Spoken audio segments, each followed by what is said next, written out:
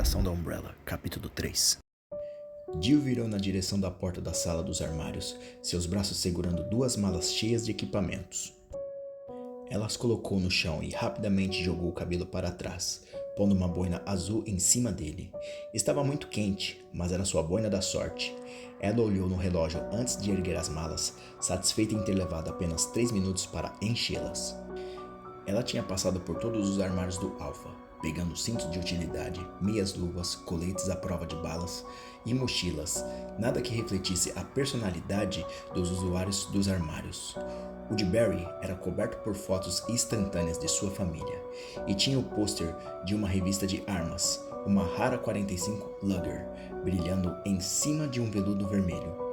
Chris tinha fotos de amigos da Força Aérea e suas prateleiras eram uma bagunça. Camisetas amarrotadas, papéis jogados. Brad tinha uma pilha de livros de autoajuda e Joseph um calendário dos Três Patetas. Só o de Wesker não tinha nada pessoal. Isso não a surpreendeu. O capitão não demonstrava ter muitos valores sentimentais. O armário de Jill tinha inúmeros livros de romances baseados em crimes reais, uma escova de dentes, fio dental, balas de hortelã e 3 boinas. Na porta havia um pequeno espelho e uma velha foto dela e de seu pai, tirada na praia em um verão, quando ela era criança. Ao passar por ele, Jill decidiu recordá-lo quando tiver tempo. Qualquer um que visse seu armário pensaria que ela era algum tipo de maníaca dental. Jill apoiou as malas em seu joelho erguido e tocou a maçaneta. Ela a agarrou quando alguém tossiu atrás dela. Assustada, Jill largou as malas e virou-se procurando pelo tossidor enquanto sua mente avaliava a situação. A porta foi trancada. A pequena sala tinha 3 fileiras de armários e tem estado quieta e escura desde que ela entrou. Havia outra porta na parte de trás da sala, mas ninguém passou por ela desde então. O que significa que alguém já estava aqui quando eu entrei nas sombras da última fileira. Um policial tirando uma soneca? Improvável. A sala de refeições do departamento tinha 2 beliches na parte de trás, muito mais confortáveis do que o concreto gelado. Talvez alguém esteja aproveitando um tempo livre com uma revista. Seu cérebro pensou, isso importa? Você tem um horário, mexa-se. Certo. Jill levou as malas e virou para sair. Senhorita Valentine, certo? Uma sombra surgiu do fundo da sala, um homem alto com uma baixa e musical voz. 40 e poucos anos, magro, cabelos escuros e profundos olhos. Ele estava vestindo uma capa de chuva. Jill preparou para correr se for preciso.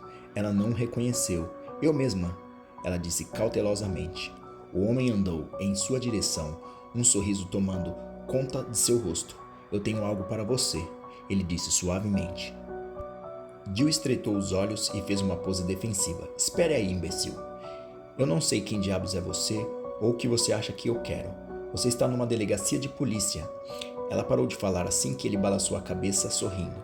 Você confundiu as minhas intenções, senhorita Valentine. Desculpe meus modos, por favor. Meu nome é Trent e eu sou um amigo do Stars.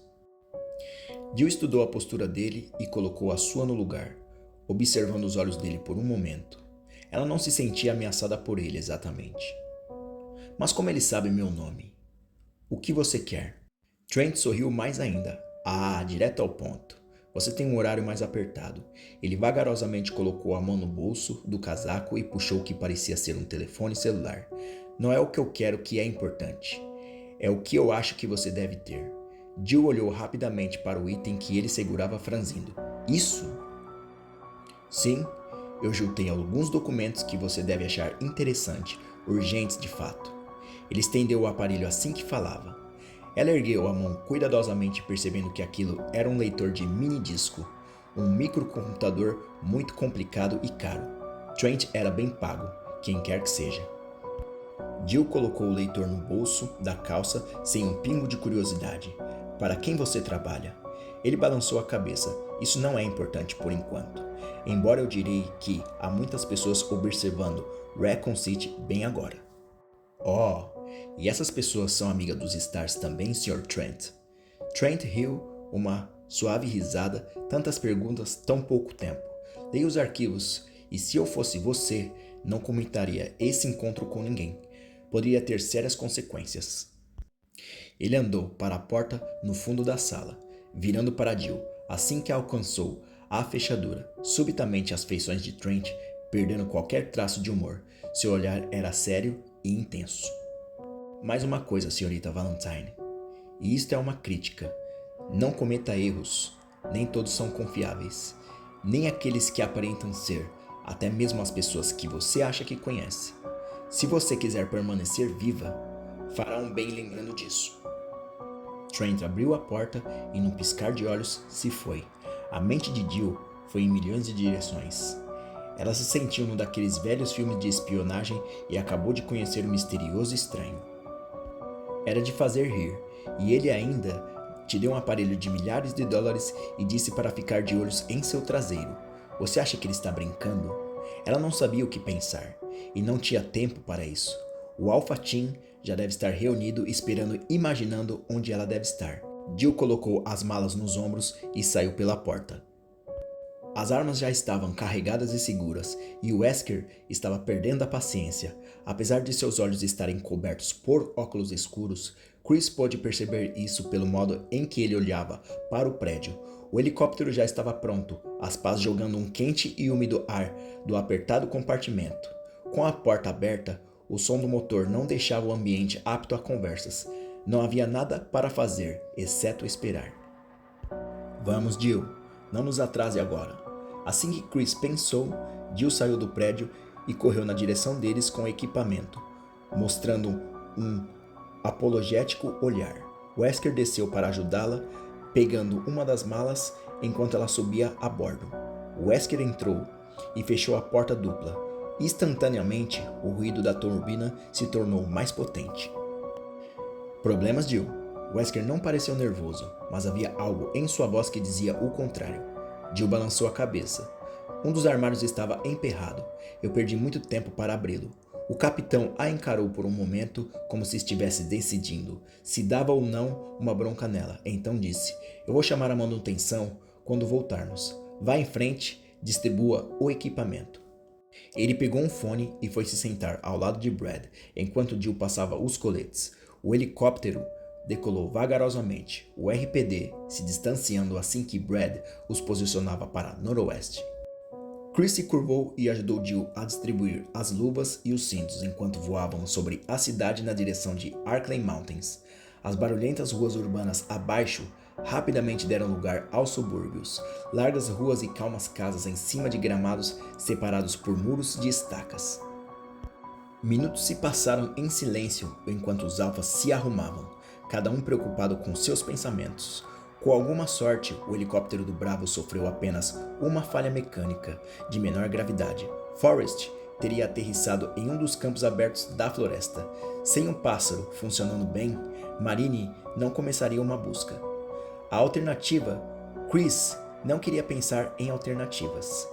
Ele já viu as consequências de um acidente de helicóptero na força aérea. Uma falha do piloto causou a queda de um Huey com 11 homens e mulheres num treinamento. Quando o resgate chegou, não havia mais nada além de corpos carbonizados entre ardentes destroços.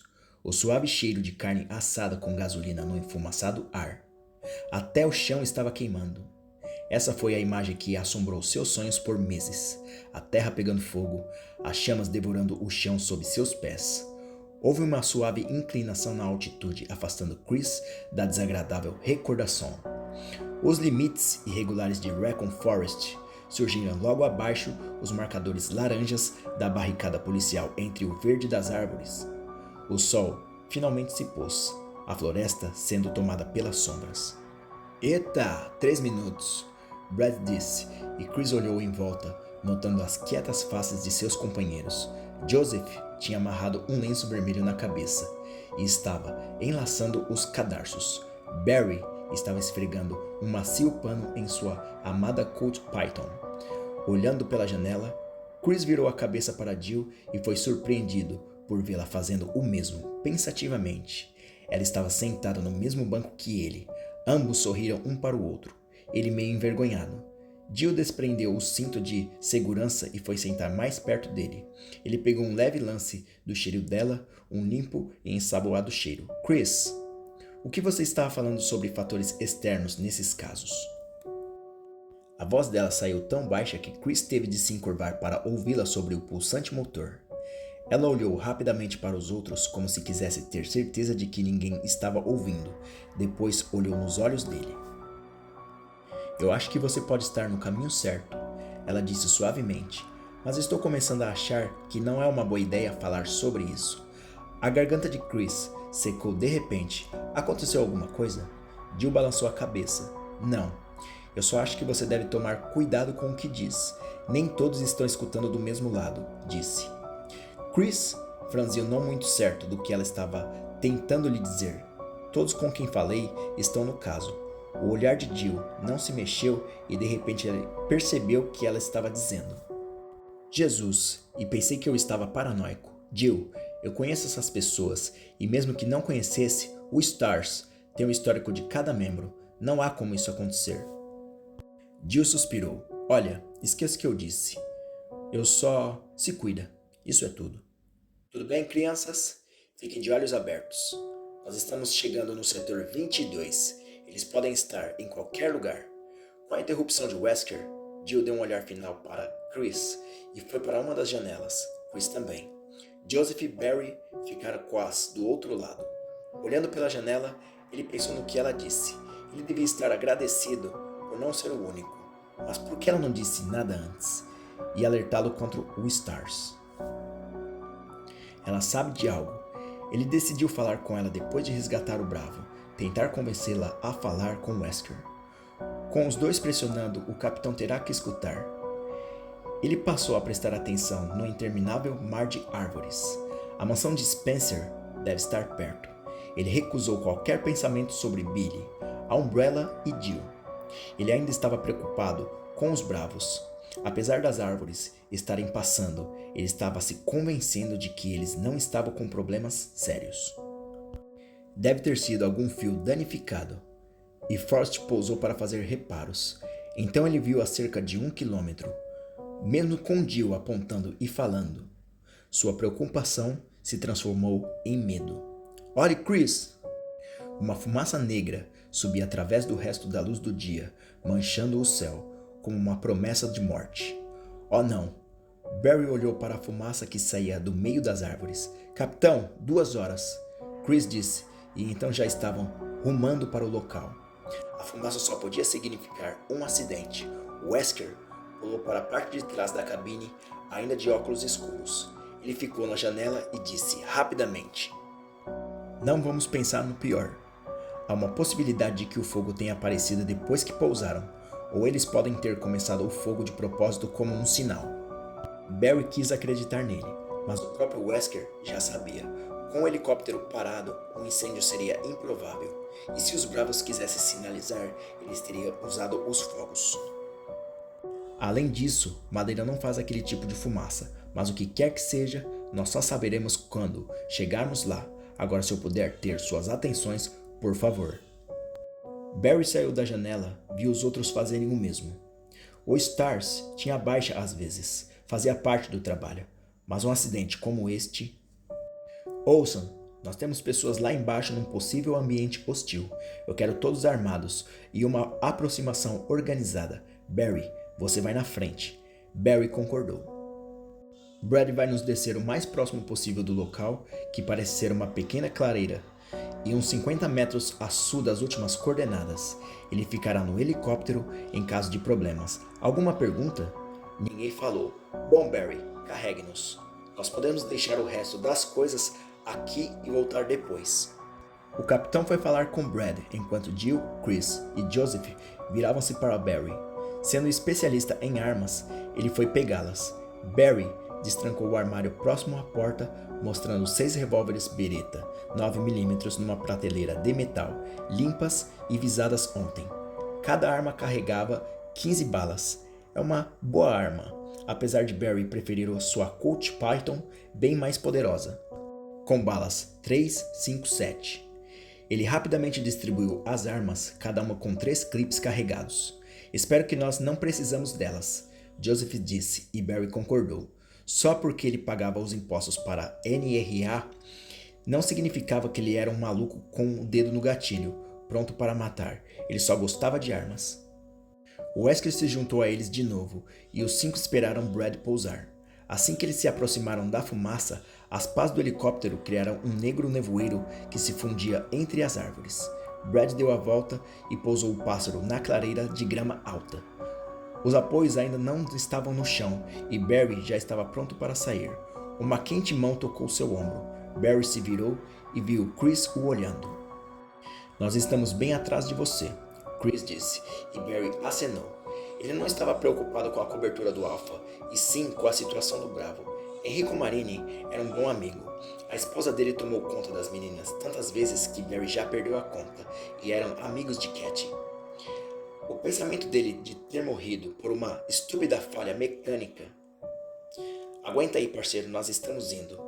De mão na coronha de sua coach, Barry puxou a maçaneta e saiu no úmido ar de Raccoon Forest, pronto para o que der e vier. Fim do capítulo 3. Deixem seus likes e seus comentários para crescermos essa comunidade e irmos para o capítulo 4. Se vocês ainda não ouviram o prólogo e os capítulos anteriores desse audiobook, cliquem na playlist ao fim desse vídeo. Até mais!